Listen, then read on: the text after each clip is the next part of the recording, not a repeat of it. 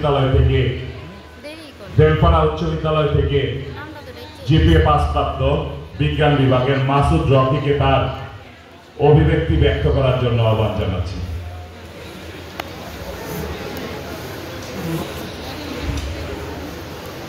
আসসালামু আলাইকুম ওয়া রাহমাতুল্লাহ। আলহামদুলিল্লাহ, সমস্ত প্রশংসা মহান রব্বুল আলামিনের জন্য, তার অশেষ রহমতে আজকে আমরা সকলে একত্রিত হতে পেরেছি। আজকের এই মহান সংবর্ধনা অনুষ্ঠান আয়োজনের জন্য প্রথমেই আমি আন্তরিক ধন্যবাদ জানাই স্যার গিয়াসউদ্দিনকে এবং গিয়াসউদ্দিন ফাউন্ডেশনকে। অনুষ্ঠান বাস্তবায়নে সার্বিক সহযোগিতার জন্য আমি বিশেষভাবে ধন্যবাদ জানাই স্যার লাইজু স্যারকে। এছাড়াও আমাদের সকলকে একত্রিত করে এত সুন্দর একটি অনুষ্ঠানে আনার জন্য আমি ধন্যবাদ জানাই বেলপাড়া গিয়াসউদ্দিন ইসলামিক মডেল স্কুলের প্রিন্সিপাল মনিরুজ্জামান স্যারকে। শিক্ষা মানব জীবনের সবচেয়ে সর্বশ্রেষ্ঠ সম্পদ, যা কখনো চুরি হয় না, যা কখনো নষ্ট হয় না। শিক্ষা মানুষকে অন্ধকার থেকে আলোর পথে নিয়ে আসে। শিক্ষা হলো এমন এক আলো যা মানুষকে চিন্তা করতে শেখায়। শিক্ষার ফলে মানুষ সত্য এবং মিথ্যার পার্থক্য বুঝতে সহায়তা করে। আজকে আমরা সকলেই আনন্দিত। এই আনন্দ ক্রয় করতে হয়েছে শত কষ্টের মাধ্যমে, এই আনন্দ করতে হয়েছে হাজারো রাত জাগা পরিশ্রমের মাধ্যমে। এই কষ্ট, এই সংবর্ধনা, এই অনুষ্ঠান, এই আমাদের আনন্দ এটি এমনি হয়ে যায়নি। এই পরিশ্রমের পেছনে রয়েছে আমাদের বাবা মামার অনেক পরিশ্রম। মনে করে যায় কিছুদিন আগের ঘটনা, যখন পড়তে বসে রাতের বেলা ঘুম ঘুম ভাব, মা পাশে আসে চুপচাপ আমার পাশে বসতেন। এক হাত দিয়ে আমার মাথা বুলিয়ে দিতেন, অন্য হাত দিয়ে গ্লাস ভর্তি দুধ আমাকে দিতেন। আর বাবা, তিনি হয়তো আমার পড়াশোনার টাকা জোগাড় করতে গিয়ে অক্লান্ত পরিশ্রম করতেন।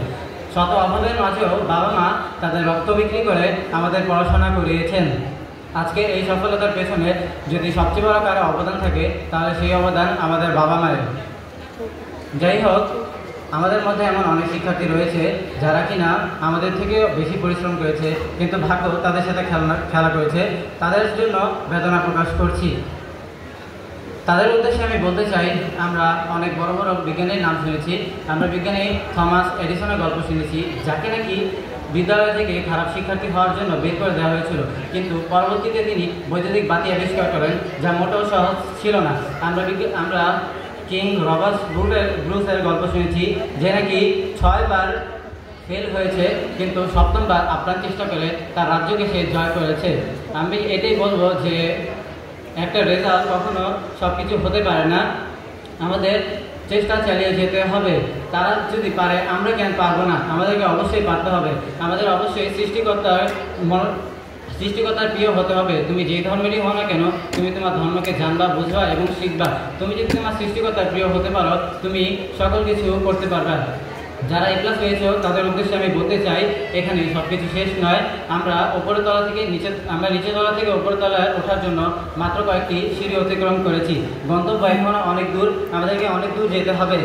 নিঃসন্দেহে আমরা এই থানার সেরা শিক্ষার্থী, কিন্তু আমাদেরকে রেঞ্জ আরও বৃদ্ধি করতে হবে। আমাদের থানা থেকে জেলা পর্যায়ে সেরা শিক্ষার্থী হতে হবে, জেলা থেকে বিভাগ এবং বিভাগ থেকে দেশীয় থেকে রাষ্ট্রীয় পর্যায়ে আমাদের সেরা শিক্ষার্থী হতে হবে এবং দেশীয় থেকে বিশ্ব পর্যায়ে আমাদেরকে সেরা শিক্ষার্থী হতে হবে।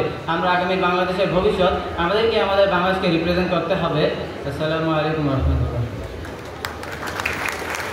ধন্যবাদ আমাদের কৃতি শিক্ষার্থী মাসুদ রকিকে সুন্দর করে কথা বলার জন্য, তার অনুভূতি ব্যক্ত করার জন্য। এই পর্বে মঞ্চে ডেকে নিচ্ছি আরেকজন কৃতি শিক্ষার্থী, বেলপাড়ার little genius school and college থেকে 2025 সালের SSC পরীক্ষায় জিপিএ পাস প্রাপ্ত